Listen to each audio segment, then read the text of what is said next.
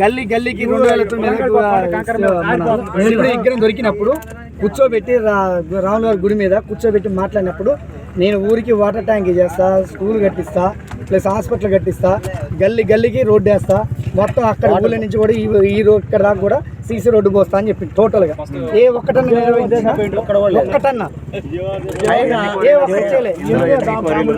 ఒకటే కోరి తీసుకునే లైసెన్స్ ఎంత పెద్ద కోరిలో అయినా 3 దాకా పెట్టిన వల్ల లోపల అర్థమైనా తీసుకుని ఒక్కటే అసలు లోపలికి వెళ్ళలేదు.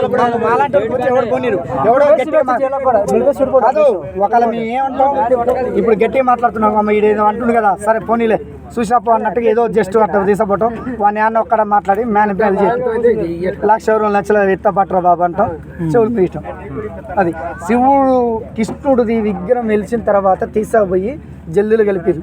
అలా ఒక్కడు 40 మందికి కూడా సమాధానం చెప్పి వెళ్ళిపోయింది. అప్పుడే ఏం చేయలేకపోయారు. ఇప్పుడన్నా మా బాధ ఇంటడేమో, కలెక్టర్ వస్తాడేమో కొద్దిగా ఇంకా గట్టిగా మాట్లాడని చెప్దామంటే ఆఖరి లాస్ట్ మినిట్లో కలెక్టర్ని బ్యాక్ చేసి ఆర్డీఓ గారిని పంపించారు.